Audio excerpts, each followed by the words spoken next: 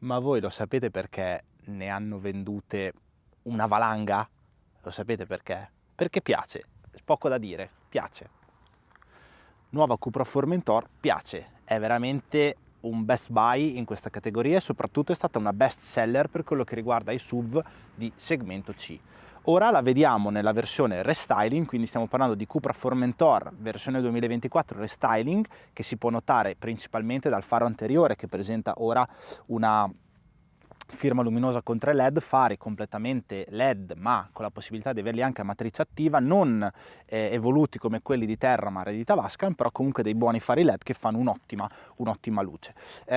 Perché piace? Perché ha delle linee veramente molto dinamiche, molto muscolose e soprattutto, che dire, si guida veramente molto bene, ma lo vedremo tra poco nella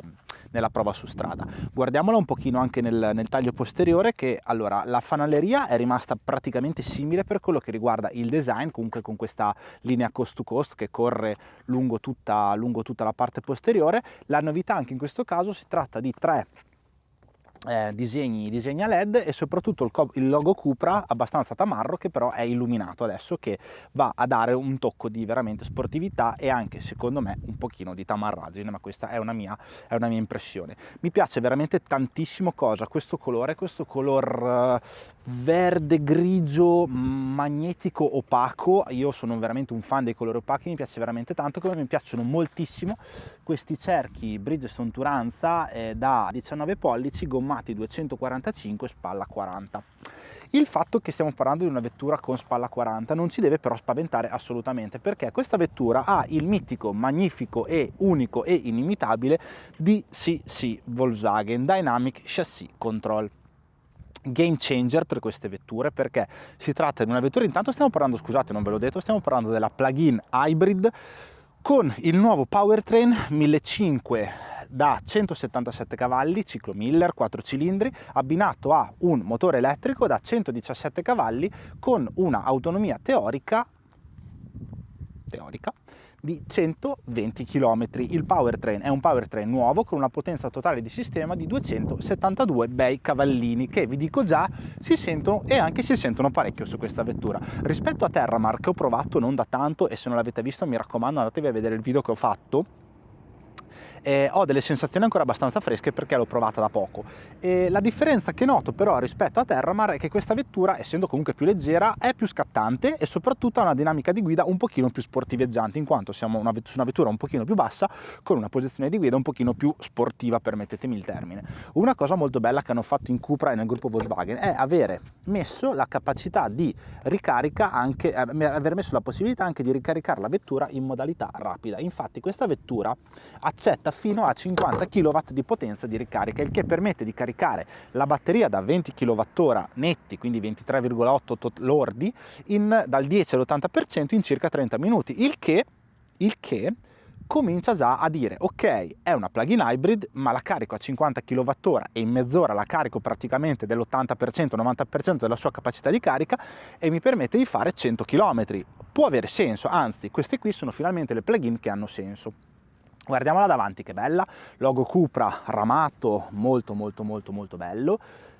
Griglia anteriore, bella dinamica, bella sportiva, bella bocca di squalo. Faro anteriore full LED che abbiamo visto prima, prese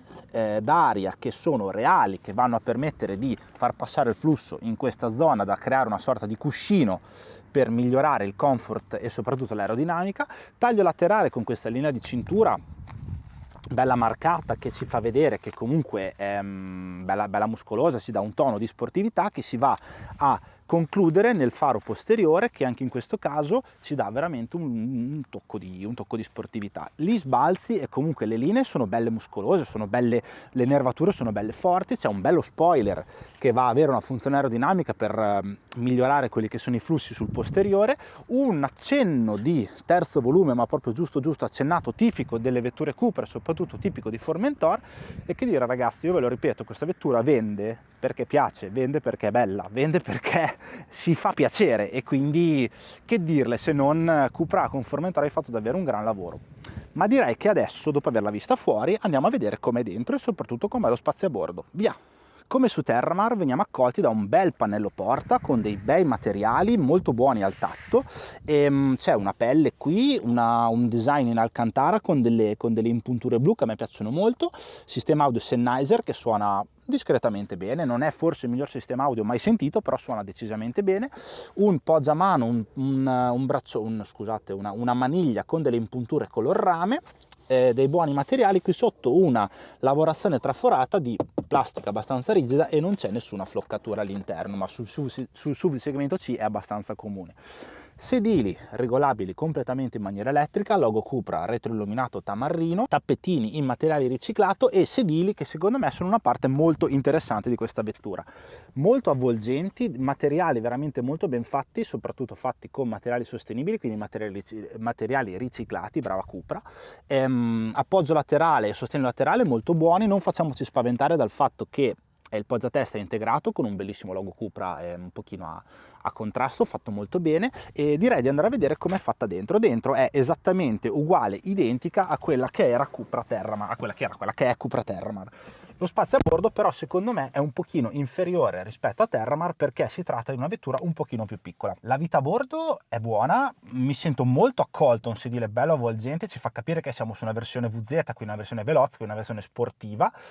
Il volante tipico Cupra mi piace perché è una bella texture in punture a contrasto, pelle traforata mi piace. Parte sinistra ADAS di secondo livello molto ben funzionanti, tasto magico delle modalità di guida Cupra, tasto destro per quello che riguarda il lato destro per quello che riguarda l'infotainment, accensione e spegnimento della vettura. Qui non è come su Terramar, non abbiamo il cambio in questa zona, ma è ancora presente nel tunnel centrale, infatti qui c'è un pochino meno spazio rispetto a Terramar. Andiamo a accendere il quadro strumenti digitale da 10,25 pollici, tipico del gruppo Volkswagen, quadro infotainment nuovo con l'MIB4, quindi veramente molto funzionale, da 13 pollici, quindi bello grande, non è invasivo, mi piace, è comodo,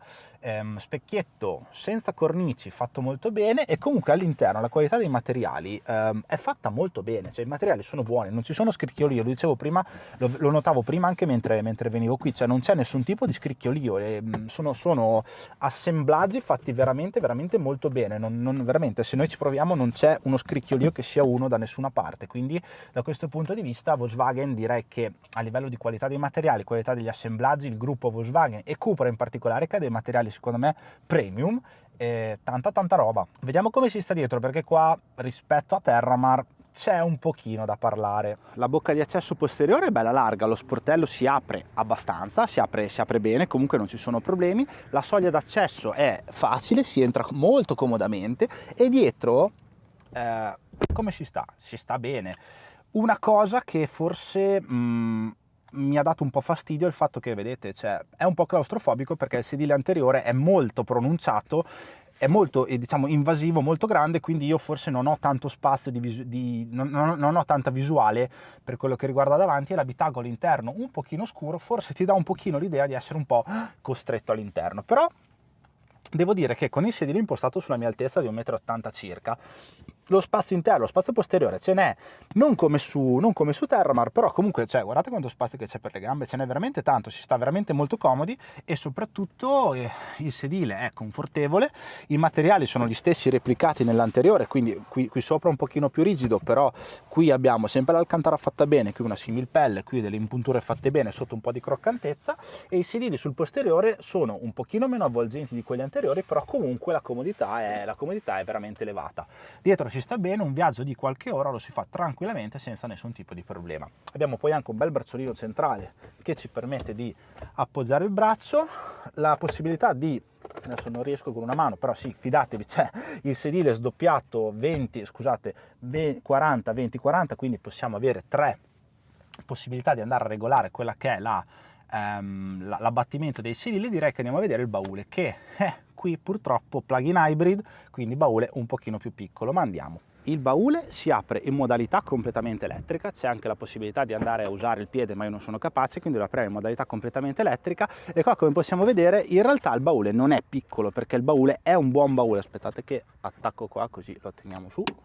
Il baule in realtà è un buon baule, il problema è che non è molto fondo perché sotto abbiamo quella che è il serbatoio della benzina, quindi non c'è veramente un doppio fondo. Lo spazio è di circa 300-320 litri, non sono tantissimi, sono circa 120-150 in meno rispetto a Terramar, però come potete vedere comunque è abbastanza insomma, pronunciato lo spazio. Se vado a tirare giù i sedili lo spazio diventa anche di oltre 1000 litri, però sappiamo che siamo su una plug-in hybrid, quindi lo spazio è un pochino inferiore rispetto a quello che potrebbe essere magari nella versione termica con 150 cavalli o soprattutto in una vettura sempre di segmento C, però con un baule un pochino più grande. Però in questo caso, se siamo una coppia con non tante valigie per farci qualche giorno, non c'è problema. Se dobbiamo andare via con dei bambini e tutto il resto, lì comincia a diventare forse un pochino più problematica la questione, ma poco male. Chiudiamo, diamole un ultimo sguardo d'insieme ecco, guardate adesso con i fanali accesi, il logo Cupra illuminato tamarrissimo e la luce, i fanali luminosi a LED. Ve li faccio vedere anche sull'anteriore che adesso dovrebbero essere accesi. Esatto, guardate qua, non male, bella cattivella. Ok, direi che dopo averla vista in taglio laterale, in taglio posteriore, in taglio anteriore, aver visto com'è dentro e aver visto un bel po' di cose, direi che adesso non resta altro che la parte più divertente, quindi andare a vedere come questi 272 cavalli di Formentor 1500 plug-in hybrid VZ, quindi veloz, si comportano su strada. 3, 2, 1, vai che andiamo! Ed eccoci finalmente alla parte sempre un po' più divertente dei miei test drive, cioè la seconda parte del video, cioè quella nella quale io testo proprio su strada fisicamente le vetture. Family Feeling Cupra l'ho trovato subito, è molto simile a Tavascan, è molto simile a Terramar che ho provato pochi giorni fa, quindi comunque la mia memoria è ancora abbastanza fresca e quindi mi sono proprio ritrovato con le stesse sensazioni che avevo quando testavo Terramar. Le sensazioni che ho sono praticamente le stesse, anche perché è una vettura che non posso dire vettura gemella, perché comunque è una vettura leggermente più piccola, qualche centimetro più corta, un pochino più bassa, un pochino più compatta, però in realtà il powertrain è lo stesso, l'abitabilità di bordo forse è un pochino più compatta, però l'abitabilità è la stessa, le sensazioni di guida sono, come dicevo, praticamente molto simili. Una cosa che ho notato da subito di differenza rispetto a Terramar è che è una vettura un pochino più leggera, si parla circa di 200 kg in meno nella versione plug-in hybrid che sto provando in questo momento, che comunque nella guida, diciamo, di tutti i giorni, come per esempio in questo caso sto affrontando delle strade cittadine con anche magari degli avvallamenti, questa cosa si sente che è una vettura più leggera, si sente che è una vettura un pochino più scattante per quello che riguarda anche la dinamica di guida. Chiaro che Cupra ha sempre fatto delle vetture molto dinamiche dal punto di vista di profilo di guida. Il DCC che è presente anche in questa vettura è una manna dal cielo veramente, io non mi stancherò mai di ripetere quanto è comodo e quanto è bello avere il DCC. In questo caso io sono in modalità comfort e devo dire che l'asperità della strada, gli avvallamenti è come se non esistessero, quindi da questo punto di vista devo dire Cupra, gruppo Volkswagen, avete un gioiello che è il DCC, non fatevelo scappare per nessun motivo al mondo. E penso che sia un po' questo il motivo per il quale Formentor ha venduto veramente tantissimo, ne ha vendute veramente una valanga di Cupra Formentor, e credo che sia proprio il fatto che si guida veramente molto bene, cioè si guida quasi un go-kart feeling, cioè nel senso la vettura è molto piantata a terra, lo sterzo mi piace molto perché è molto reattivo, molto preciso. Si sente che non è tanto demoltiplicato e questo a me piace perché mi piace avere lo sterzo molto preciso, non mi piace avere uno sterzo che quando io do angolo non è preciso nel ruotare le ruote in base a quanto ho ruotato l'angolo volante, quindi è molto demoltiplicato. In questo caso a me piace, è fatto molto bene e soprattutto sono molto soddisfatto e sono molto colpito dalla prestanza di questo powertrain, perché finalmente, come ho già detto in altri video, può essere un plugin che ha senso, perché a parte che credo che magari la versione da 272 cavalli come questa forse non è proprio la versione più a fuoco, un po' per il costo, ma dopo ne parliamo, ma anche un po' perché in realtà a 272 cavalli sì, ci fai lo sparo al semaforo una volta, ma in realtà quella da 204 credo che sia comunque molto più che sufficiente rispetto alle esigenze di un utilizzo di un utente medio. Mi colpisce questo powertrain perché veramente ti dà, adesso con il freddo non tanto, ma ti dà davvero 100-110 km di guida completamente in elettrico. In questo momento sto facendo delle strade, diciamo, cittadine, insomma, strade normali. Non ho ancora sentito entrare il motore termico da circa un 10-12 km, e al momento infatti sto facendo la media di 64 km con 1 litro di carburante. Se si fa un utilizzo, diciamo, normale della vettura, quindi per esempio un tragitto casa-lavoro di 30-40 km totali, credo che comunque il plug-in con 100 km di autonomia sia una vettura che abbia assolutamente senso. Da questo punto di vista non ci sono discussioni. E rispetto a Terramar, adesso che la guido, anche l'ho già guidata per qualche chilometro in più, ho notato che sì, è vero, è un pochino più go-kart feeling, però le asperità sono assorbite meglio, forse perché pesa un pochino di meno e quindi di conseguenza il sistema sospensivo e il DCC riescono a lavorare meglio. Però, cioè, era già ottima prima, era già ottima Terramar, questa secondo me è ancora meglio, perché questa mi incarna un pochino di più quella che è l'essenza di una vettura un pochino sportivetta. E comunque, visto che siamo sulla versione da 272 cavalli, credo che sia giusto parlare anche di prestazioni, perché in realtà sì, le prestazioni ci sono e come. Quindi io direi che, se siete d'accordo, la metterei in Cupra, quindi la versione più sportiva, e non so, proprio giusto leggero per capire di cosa stiamo parlando.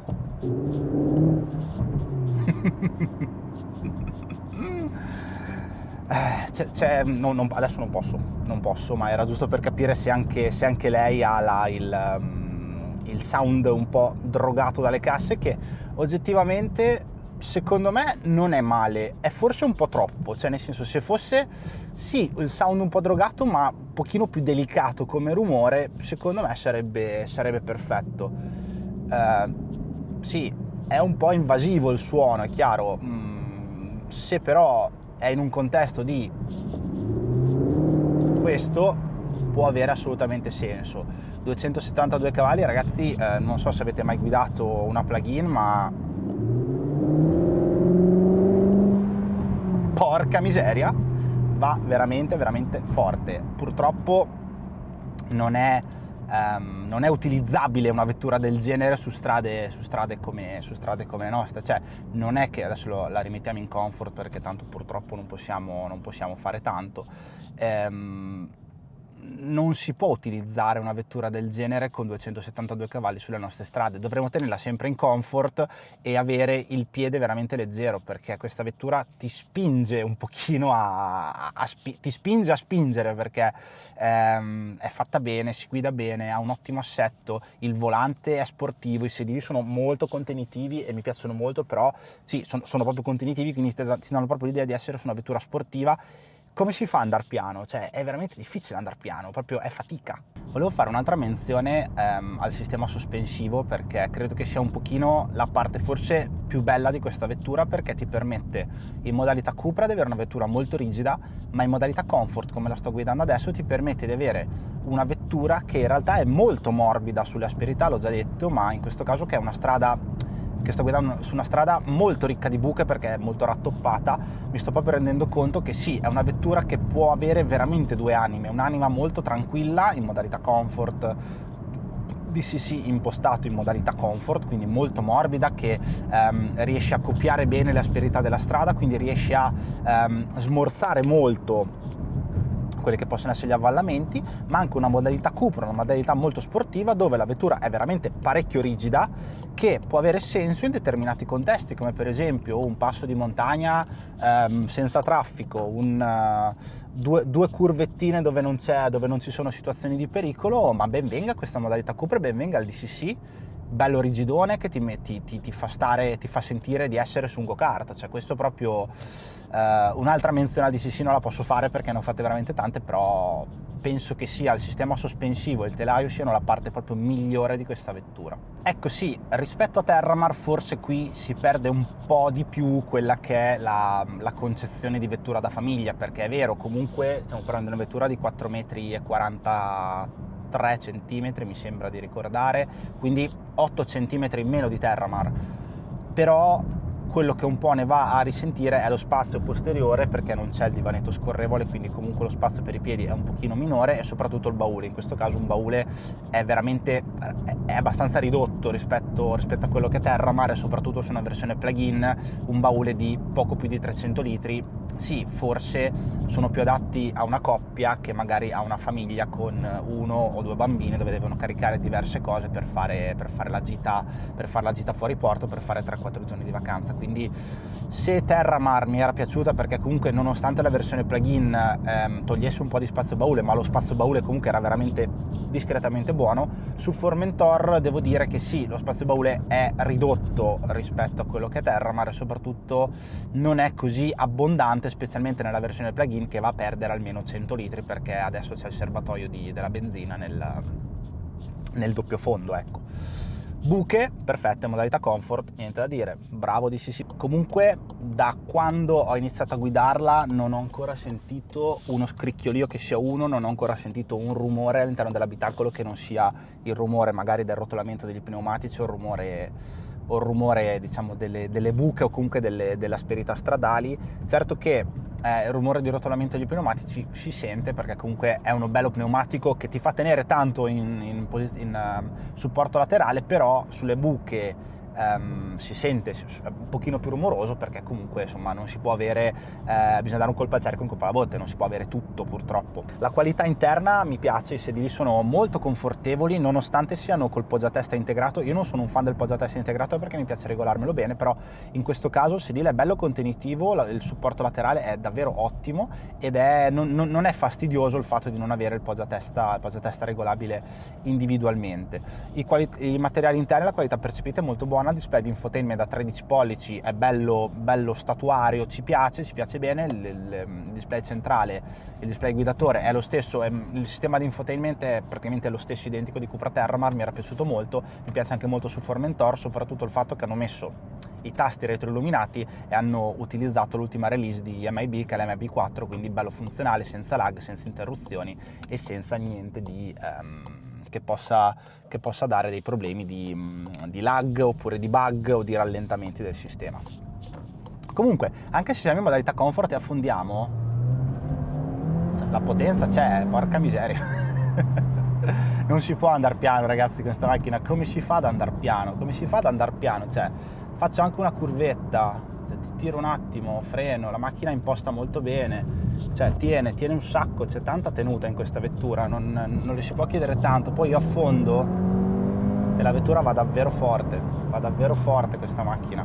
Non è fatta per l'Italia questa macchina, è fatta per le autobahn tedesche, dove ci posso tirare e non ho problemi, cioè come facciamo? Purtroppo è giunto il momento di ritornare dai ragazzi di Cupra, che me l'hanno prestata, grazie, è stata una bellissima esperienza. Ho notato un powertrain più reattivo rispetto a Terramar, ma probabilmente perché stiamo parlando di almeno 200 kg in meno di peso, il che si fanno assolutamente sentire quando si parla di accelerazione, di velocità, di potenza e di prestanza proprio della vettura. Vorrei, se possibile, salutarvi con un piccolo saluto da parte di Formentor, prima di tornare dai ragazzi di Autopoi di Cupra per lasciare Formentor e fare le conclusioni finali. Ah, che figata! Madonna, se va forte sta macchina! No, non si può davvero utilizzare. Scendiamo e facciamo le conclusioni, perché sennò qua mi diverto troppo e no, non va bene. Giù dalla macchina, via. Oggi faccio un finale un pochino diverso di questo video, perché intanto che aspetto di caricare un pochino lei,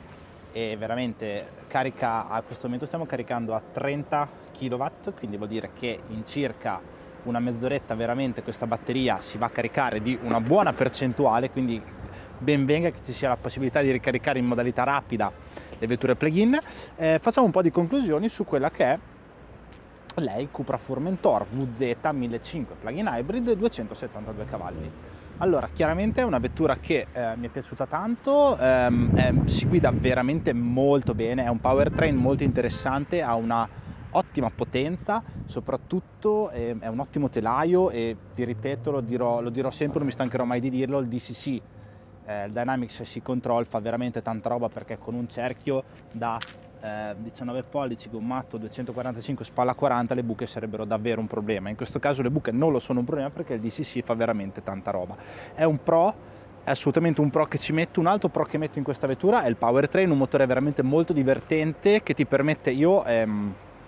ho fatto 120 km oggi, li ho fatti praticamente quasi tutti in modalità elettrica, sono arrivato con circa il 10% di ricarica, quindi il powertrain è veramente molto buono, finalmente una plug-in hybrid che si guida e si può guidare in maniera elettrica per diversi chilometri, per più di 50-60 km, quindi molto bene, e mi è piaciuta veramente tanto. Però parliamo anche un po' di difetti, perché però i presi sono buoni tutti di dire, i difetti invece ce ne sono, ne ho trovati un paio. Il primo, che avevo trovato anche su Terramar, è la dimensione degli specchietti. Adesso forse non si nota, ma gli specchietti sono veramente piccoli e quando si è alla guida, se non si è abituati, possono essere un pochino difficoltosi, perché sono piccolini e non so perché li hanno fatti piccoli, probabilmente è una cosa aerodinamica, ci sta, però sono piccolini. Secondo difetto che ho riscontrato, mi sarei immaginato e mi sarei aspettato un pochino più di silenziosità durante la marcia. È chiaro che quando si guida in elettrico in ambiente cittadino col motore spento, la vettura è veramente molto silenziosa, e anche quando funziona con il motore termico attivo il motore praticamente non si sente, tranne ovviamente quando sei in modalità Cupra con il suono drogato dalle casse, che quello può piacere come no, ma è un altro discorso. Però ho notato un pochino di rumori, un pochino di frusci, di rotolamento degli pneumatici, perché veramente sono dei pneumatici belli larghi, ma ho notato anche un po' di rumore, di frusci aerodinamici, specialmente dagli specchietti e specialmente dai contorni della vettura. Questo non me lo sarei aspettato, ed è una cosa che comunque su Terramar non ho riscontrato, mentre invece su Formentor l'ho un pochino riscontrato, quindi questo è un altro piccolo difettuccio che ho trovato. Terzo difetto che mi sento di dire che ho tra virgolette trovato è la capacità del baule, che ovviamente non è il massimo, perché il baule è più piccolo rispetto a Terramar, ma soprattutto la batteria capiente e il serbatoio spostato sotto nella parte bassa del baule tolgono tanto spazio. Stiamo parlando di circa 300-320 litri totali, non è tantissimo, però non è neanche pochissimo, e l'interno della vettura è particolarmente scuro, quindi essendo particolarmente scuro dà un pochino l'idea di claustrofobia. Questa cosa l'ho trovata un po', insomma, a me ha dato un po' fastidio personalmente, probabilmente non è un problema, però mi ha dato un pochino fastidio e mi sembrava giusto dirlo. Parliamo facciamo le conclusioni finali. Allora, Cupra Formentor parte da 35.000 euro. Questa versione 1.500 plug-in hybrid VZ 272 cavalli, che è la versione più potente in gamma per quello che riguarda le vetture plug-in, ha un costo di 56.000 euro. La versione che ho in prova io, che ha l'impianto Sennheiser, cerchia di 19 pollici e ADAS di guida veramente molto completi, ha un prezzo e anche la vernice, che mi sono sbagliato nell'introduzione del video, non è un grigio ma è un bronzo, si chiama Bronzo Century Bronze, che è veramente molto molto bella, ma ha un costo, questa vettura ha un costo che arriva più o meno sui 60.000 euro. Sono tantissimi soldi, sono tanti soldi, però in realtà non vuole essere una scusante, ma si porta a casa una vettura veramente molto ben fatta, con delle ottime caratteristiche di guida, delle ottime doti dinamiche, molto divertente da guidare, però ovviamente ha un prezzo alto, è vero, un prezzo alto, ma ti dà anche comunque un 50 kW di potenza di ricarica, che praticamente non tutte le plug-in ce l'hanno, quindi molto bene da questo punto di vista. E niente, sto sparlando. Quindi io vi saluto, vi ringrazio, se siete arrivati fin qua mi raccomando iscrivetevi al canale Michele P, Michele Tutto Tech anche, l'altro canale dove faccio le recensioni tecnologiche degli sistemi di infotainment. In questo caso ci tengo a dire, non ho fatto il sistema di infotainment di Cupra Formentor, perché è esattamente lo stesso, identico, uguale a Cupra Terramar, quindi se volete vedere il sistema di infotainment andatevi a vedere quello di Cupra Terramar, che è esattamente identico a questo, quindi non cambia assolutamente niente. Detto ciò, io vi saluto, vi ringrazio e vi do appuntamento al prossimo video qui su Michele P o di là su Michele Tutto Tech. Vi faccio vedere l'ultima volta lei Cupra Formentor 1.500 VZ plug-in hybrid 272 cavalli, bella tamarrona con la scritta Cupra dietro, e vi saluto. Ciao da Michele!